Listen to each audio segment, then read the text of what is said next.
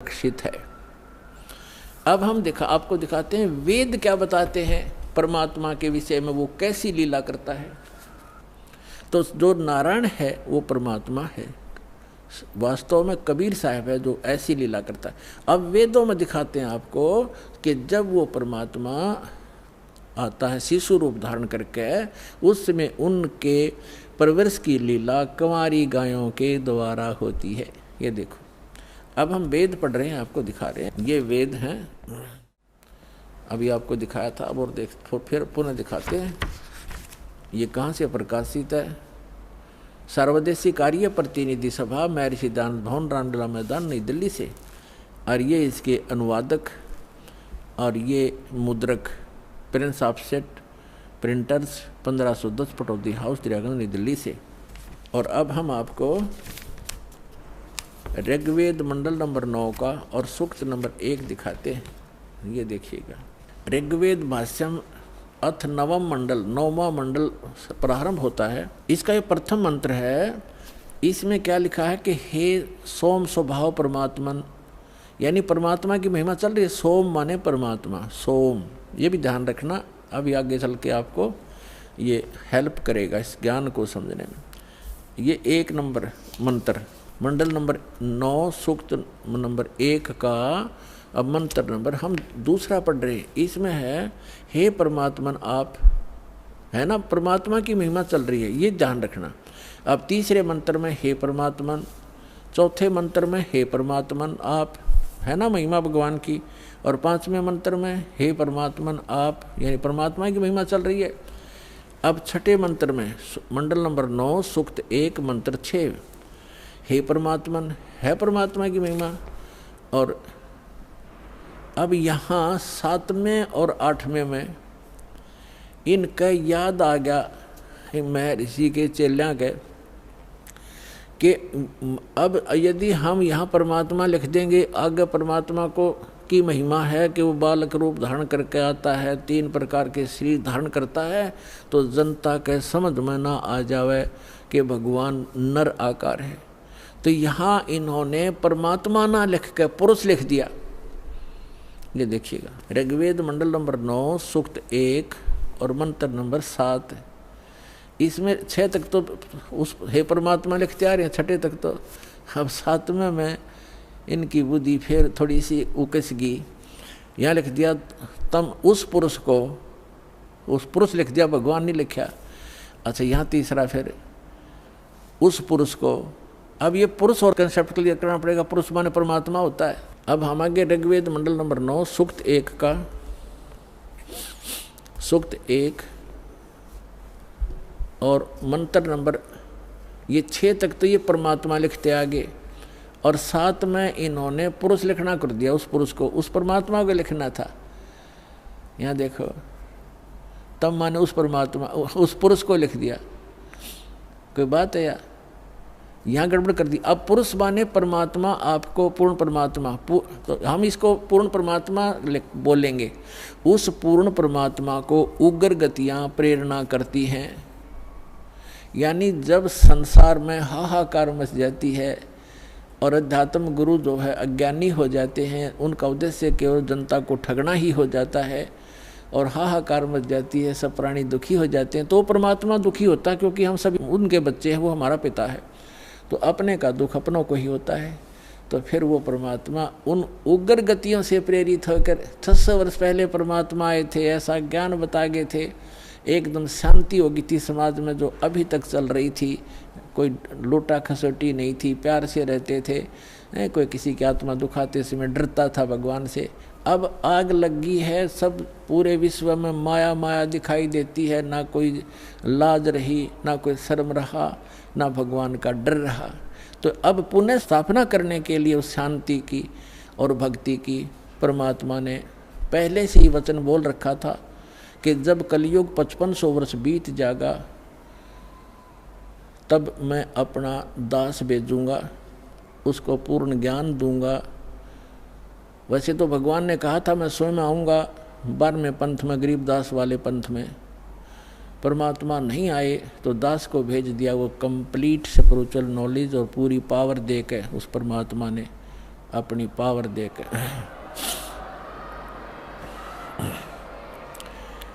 तो अब पुनः स्थापना होगी शांति की। तो अब यहाँ क्या बताते हैं कि उस परमात्मा को यहाँ की उग्र गतियाँ यानी खतरनाक स्थिति प्रेरणा करती हैं, तब वो परमात्मा एक सुभर शरीर सुंदर शरीर धारण करके यहाँ प्रकट होता है। जैसे 600 वर्ष पहले आए थे, उस समय भी पूरे जो है अध्यात्म मार्ग में लूटे खसोट चल रही थी, ऊत भूत की पूजा होती थी, ये दरे ढके पर ला रखा था सबको।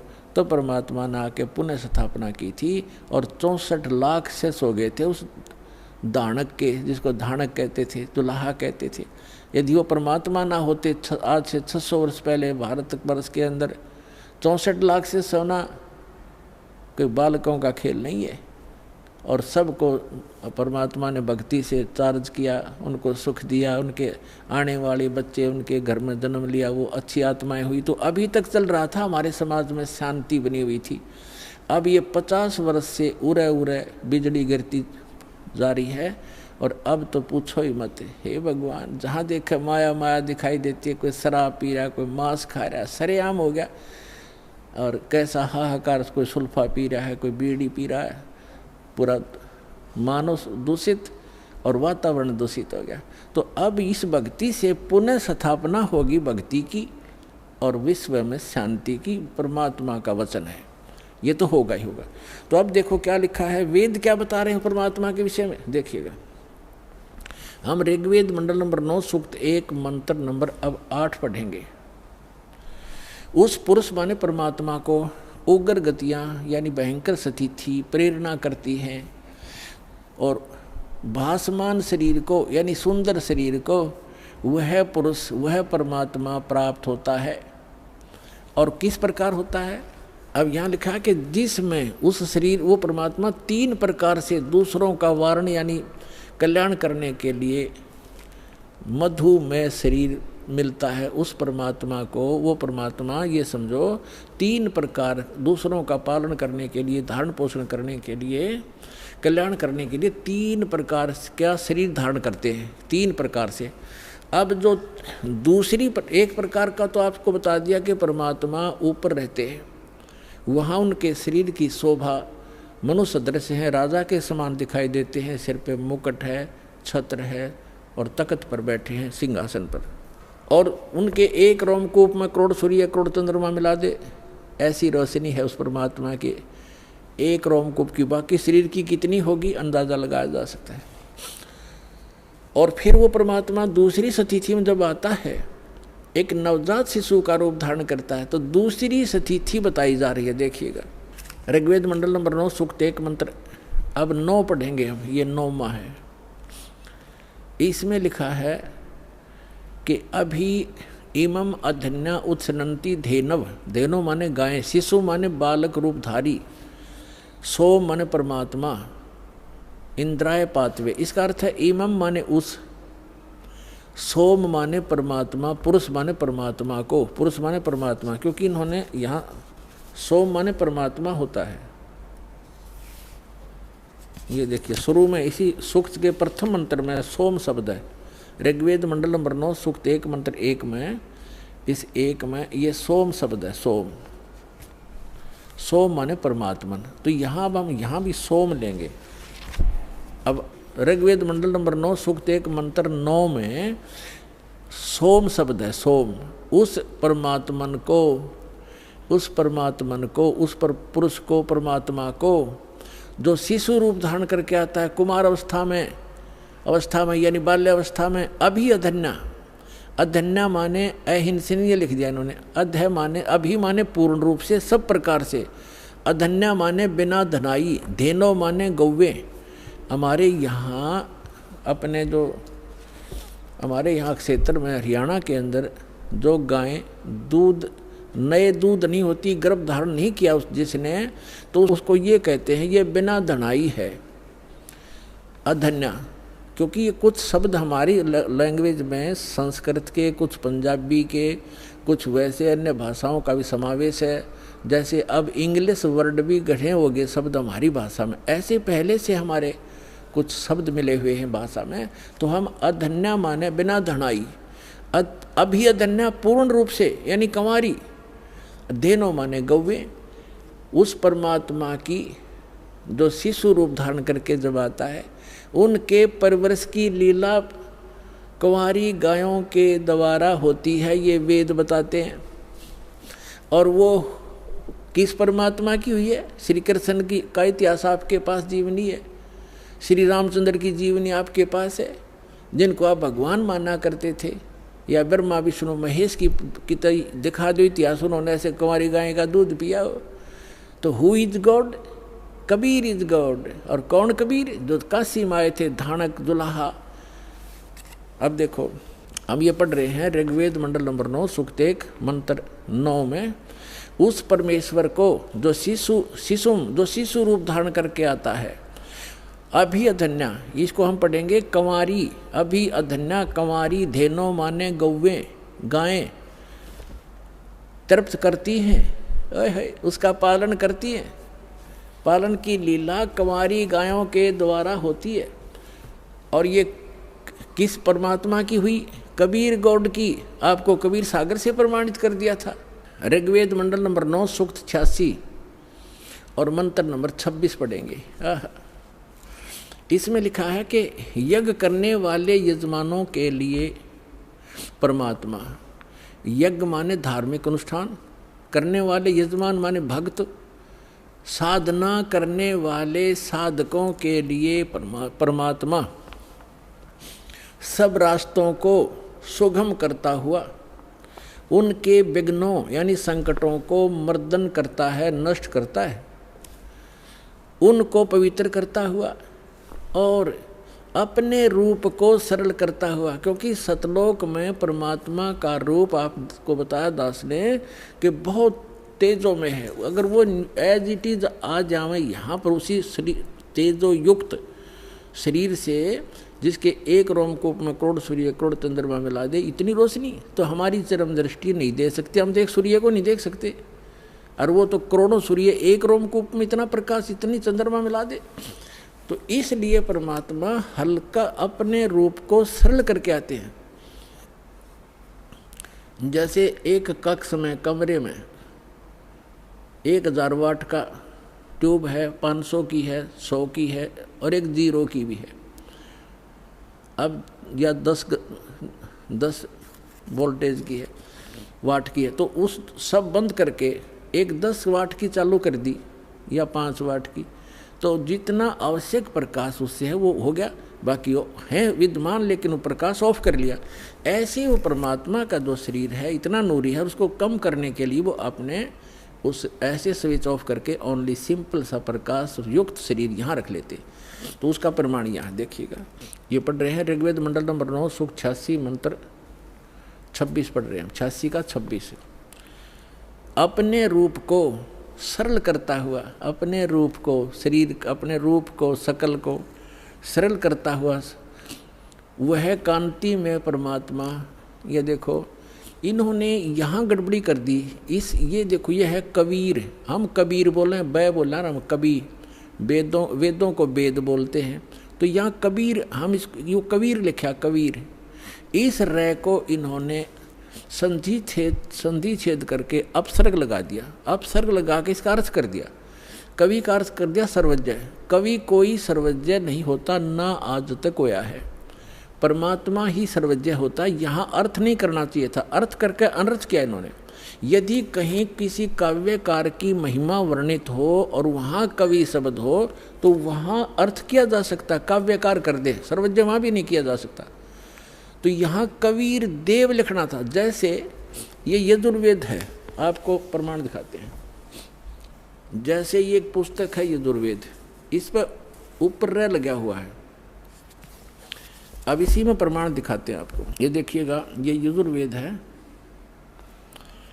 ये महर्षि दानंद द्वारा ही इसका अनुवाद है। ये प्रकाशक सार्वदेशी कार्य प्रतिनिधि सभा 2/5 महर्षि दानंद मैदान नई दिल्ली से।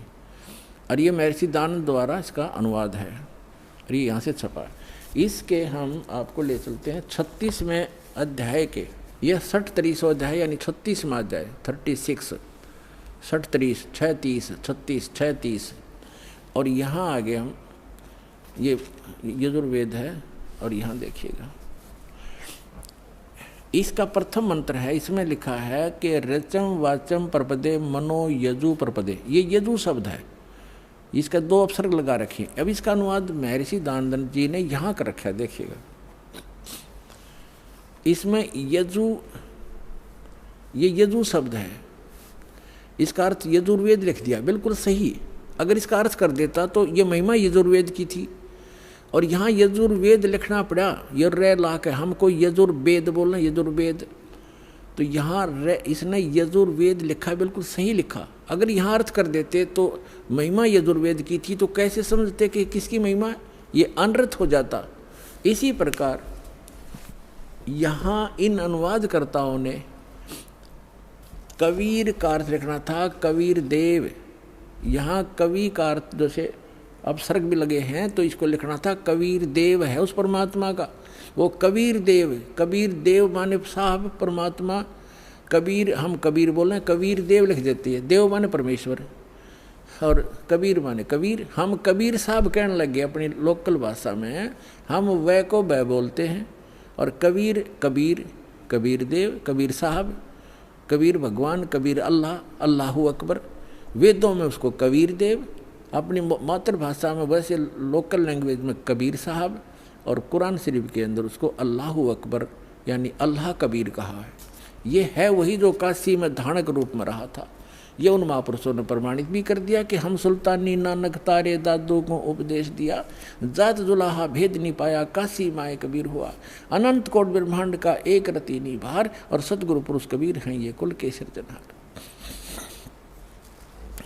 अब आगे हम फिर से ऋग्वेद ले लिया, यजुर्वेद रख दिया, क्योंकि अब हम इसको प्रमाणित कर रहे थे। ऋग्वेद मंडल नंबर 9 सूक्त 86 के मंत्र 26 को हम पढ़ रहे हैं। यहाँ आगे थे कि यज्ञ करने वाले यजमानों के लिए परमात्मा, यज्ञ माने धार्मिक अनुष्ठान, यानी साधना करने वाले साधकों के लिए परमात्मा सीधा सारस बन जाता है। सब रास्तों को सुगम करता हुआ, यानी उनके विघ्नों को, संकटों को मर्दन करता है, उनको पवित्र करता हुआ और अपने रूप को सरल करता हुआ, वह कांति में परमात्मा कबीर देव लिखना था यहाँ पर, कबीर देव विद्युत के समान क्रीड़ा करता हुआ, जैसे बिजली आती है बड़े स्पीड से, वर्णीय पुरुष को प्राप्त होता है। वर्णीय माने अच्छी आत्मा को मिलता है। यहाँ देखो 27 में क्या कहा, वो कहाँ रहता है वो परमात्मा, जो परमात्मा ध्रुव लोक के यानी तेजो में लोक के तीसरे पृष्ठ पर रहता है, तीसरे पृष्ठ पर विराजमान है। ठीक है, अब यहाँ 2 कंसेप्ट तो कति क्लियर हो गए।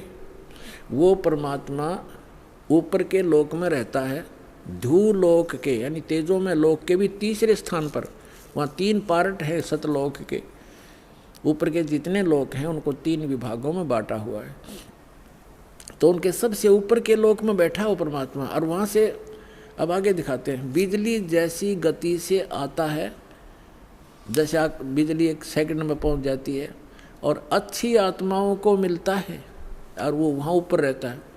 और अब देखो ऋग्वेद मंडल नंबर 9 सूक्त 82 का मंत्र 1 दिखाते हैं, 1 और 2 आपको स्पष्ट कर देगा। ये देखिएगा, ऋग्वेद मंडल नंबर 9 सूक्त 82 और मंत्र नंबर इसका यहाँ 82 यहाँ से शुरू होता है, इसका मंत्र 1 है ये रहा। इसमें है कि वो अमर परमात्मा, सोम माने सर्वोत्पादक प्रभु, सबकी उत्पत्ति करने वाला परमात्मा, प्रकाश रूप सद्गुणों की वृष्टि करने वाला, पापों का हरण करने वाला। महर्षि दानंद कहता भगवान पाप नाश नहीं करता, और वेद कहते हैं पापों का हरण करने वाला, नाश करने वाला है। राजेव, राजा के समान, राजेव। ये देखना हम 269 पृष्ठ पर पढ़ रहे हैं, नहीं तो नो कहेंगे दूसरा पृष्ठ बदल गया होगा। अब 270 पे दिखाते हैं आप, ये 270 राजा के, तो उधर पढ़ दिया समान, राजा के समान दर्शनीय है, दसम देखण जोगा है, राजा के समान है देखने में। पृथ्वी आदि लोक लोकांतरों के चारों ओर शब्दमान हो रहा है, वह वर्णीय पुरुष को, अच्छे आत्मा, अच्छे भगत को, अच्छे व्यक्ति को, जो दृढ़ भक्त है, जो पक्के भक्त है, उनको पवित्र करता हुआ प्राप्त होता है, उनको मिलता है। जिस प्रकार विद्युत, आकाशीय बिजली स्नेह वाले स्थानों को आधार बनाकर प्राप्त होता है। जैसे पहले वर्षा के दिनों में हमारे घरों में एक कांसी धातु होती थी, कांसी, उसके थाली, बेले, गिलास, कटोरे हुआ करते थे।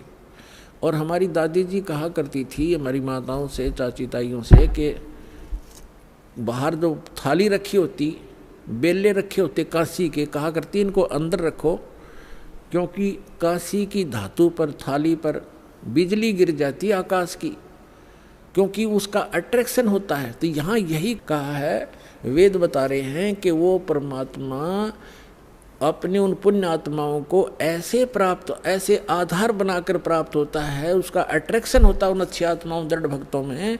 जिस प्रकार आकाशीय बिजली धातु विशेष पर अट्रैक्ट होकर उसी पर आधार बनाकर आती है। बता के कसर छोड़ दी, क्या कमी छोड़ दी वेद ने बताने में। अब आगे देखो, ऋग्वेद मंडल नंबर 9 सूक्त 82 का मंत्र नंबर 1 आपने पढ़ लिया। अब 2 में क्या बताया है, किस लिए आता है वो? हे परमात्मन, उपदेश करने की इच्छा से आप, ओहो, यानी ज्ञान देने के लिए, यथार्थ ज्ञान देने की इच्छा से आप महापुरुषों को प्राप्त होते हैं। हो गया स्पष्ट? यही स्पष्ट करना था कि जैसे आकाशीय बिजली आती है, गतिशील होकर के यहाँ आते हैं। और देखो ऋग्वेद मंडल नंबर 9 सूक्त 82 का मंत्र नंबर 3 में क्या कहा है, पवित्र यज्ञों में रक्षा से आप प्राप्त होते हैं। पृथ्वी आदि लोकांतरों में गति करते हुए, सर्वव्यापक नहीं, आप है, गति करते हुए, ये गलत लिखा है, इन अपनी सोच थोड़ी अड़ाई है। आप माने आप स्वयं गतिशील होकर विराजमान होते हैं। आप स्वयं गतिशील होकर वहाँ से चल कर आते हो, ऊपर धूलोक के तीसरे पृष्ठ में रहते हैं, वहाँ से गतिशील होकर के आप हमारे यहाँ पर आते हो, अच्छी आत्माओं को मिलते हो। अब और ऋग्वेद मंडल नंबर 9 और सूक्त नंबर 54 का मंत्र नंबर 3 दिखाते हैं, देखिएगा। ऋग्वेद मंडल नंबर 9 सूक्त 54 का और मंत्र नंबर 3, इसमें लिखा है कि सूर्य के समान जगत प्रेरक यह परमात्मा सोम स्वभाव वाला और जगत प्रकाशक है, और सब लोकों को पवित्र करता हुआ भुवनो ऊपरी तिष्ठति, भुवनो ऊपरी तिष्ठति, संपूर्ण ब्रह्मांडों के ऊर्ध्व भाग, ऊपर के भाग में भी नहीं, वहाँ वर्तमान है, वहाँ रहता है। भी तो इसमें आता ही नहीं, वहाँ रहता है अपने आत्माओं। ऋग्वेद मंडल नंबर 9 सूक्त 20 और मंत्र नंबर 1 में क्या बताया है? ऋग्वेद मंडल नंबर 9 सूक्त 20 मंत्र 1 में, यो 20 मंत्र 1 में वह परमात्मा, यहाँ लिखना कबीर देव, ये कवि नहीं, ये कबीर देव, ये ऊपर लिखा कबीर देव, इस रे को इन्होंने यहाँ कबीर लिखना था, कबीर देव, वो कबीर परमेश्वर मेधावी, यहाँ लिखना था कबीर परमेश्वर है, वह परमात्मा कबीर देव है। कबीर परमात्मा वह कबीर देव है जो सबका रक्षक है, विद्वानों की तृप्ति के लिए ज्ञान को देता है। विद्वान यानी वही आकर के वो ऐसा ज्ञान देता जिससे बुद्धिमान लोग तृप्त होते हैं, संतुष्ट होते हैं। और सहनशील है, संपूर्ण दुष्टों को संग्रामों में यानी ज्ञान के युद्ध में तिरस्कृत करता है, सबको पराजित कर देता है अपने तत्व ज्ञान से। नानक साहिब जी ने कहा था, फाई सूरत मुल्क की वेश, ए ठगवाड़ा ठगी देश, खरा सियाणा बोता बार। लोगों ये धानक रूप रहा करतार, देखो ये धानक रूप, ये दुल्हा रूप में बैठा है, ये भगवान, ये भगवान। ये श्री गुरु ग्रंथ साहिब जी के प्रश्न नंबर 24 पर ये वाणी पूरी अंकित है। गुरु ग्रंथ साहिब के 721 पृष्ठ पर कहा है कि एक अर्ज गुप्तम पेश तोदर कून करतार, हक्का कबीर करीम तू बे ए परवरदिगार। हक्का कबीर माने सत कबीर, भाई बाले वाली जन्म साखी भाई चतर सिंह जीवन सिंह अमृतसर तय। भाई बाले वाली श्री गुरु नानक देव जी की जन्म साखी ये यहाँ से छपी अमृतसर से, और ये इधर भी देखेंगे। यहाँ पृष्ठ नंबर 197 पे काजी रुकन दीन सूरा था, उसके साथ वार्ता हो रही है नानक जी की। नानक आखे रुकन दीन सच्चा सुनो जवाब, चारों कूट सलाम कर ता तू ही होए सवाब। अब 198 पे कहते हैं खालक आदम सिरजिया आलम बड़ा कबीर, और कायम दायम कुदरती सिर पीरां दे पीर। अब देखो यहाँ आलम बड़ा कबीर और सब पीरां दे पीर, सिर पीरां दे पीर। इसका अर्थ इसी दासा हो गया, जिस खालक यानी परमात्मा ने आदम जी की रचना की, आदम जी को उत्पन्न किया, वह आलम माने परमात्मा, बड़ा यानी सबसे सुप्रीम सबसे सर्वशक्तिमान वो कबीर परमात्मा है जिसने आदम की भी रचना की। और कायम दायम कुदरती, और वही गुरु रूप में सिर पीरों के पीर, वही गुरु रूप में यहाँ आता है। सजदे करे खुदाई नो आलम बड़ा कबीर। कुरान शरीफ का ज्ञानदाता कहता है कि वो कबीर भगवान है जिसने 6 दिन में सृष्टि की। ये कुरान शरीफ है, पवित्र कुरान शरीफ, और इसके विषय में लिखा है। कुरान शरीफ से अनुवादी संस्करण, प्रकाशक हैं लखनऊ किताबघर, मौसम बाग, सीतापुर रोड, लखनऊ, यहाँ से छपा। अब हम इसके सूरत फुरकानी 25 पर आते हैं। ये देखिएगा, ये सूरत कुरान शरीफ है और सुरतुल फुरकानी, इसको सूरत बोलते हैं, सुरतुल फुरकानी यानी सूरत फुरकानी 25। अब इसमें यहाँ से देखेंगे, ये देखिएगा, ये 52 नंबर आयत है। 51 यहाँ समाप्त होती है, ये 52 शुरू होती है। फला तुतियल काफिरन व जाहिदहुम बिही जिहादन कबीरन, ये स्पष्ट लिखा कबीरन। फला तुतियल काफिरन व जाहिदुम बिही जिहादन कबीरन, कबीरन माने कबीर के लिए तू संघर्ष कर। वो तो काफिर जो है वो नहीं मानते कबीर इज गॉड, लेकिन मैं कह रहा हूँ वो कबीर है सब कुछ। अब यहाँ कबीरन कहो, कबीर कहो, खबीर कहो, खबीरा कहो। अपने आत्माओं, अब क्या सिद्ध हुआ कि परमात्मा मनुष्य सदृश है। पवित्र वेदों ने बता कि वो परमात्मा धूलोक के तीसरे पृष्ठ पे यानी ऊपर तेजो में, धूलोक माने तेजो में लोक में वो परमात्मा विराजमान है। और मनुष्य सदृश है, राजा के समान दर्शनीय है, वहाँ से चलकर आता है, अच्छी आत्माओं को मिलता है। तो ये लीला करी किसने है? परमेश्वर कबीर साहब ने, काशी वाले दानक परमात्मा ने, काशी वाले जुल्हे ने की। तो who is God? Kabir is God. महाराज जी, किन किन महापुरुषों को परमात्मा मिले? जिन महापुरुषों को परमात्मा स्वयं मिले, और जिन महापुरुषों को परमात्मा आकर मिले वो स्वयं ही आकर मिले, उनका एक विधान है, वो ऐसी ही लीला करते हैं।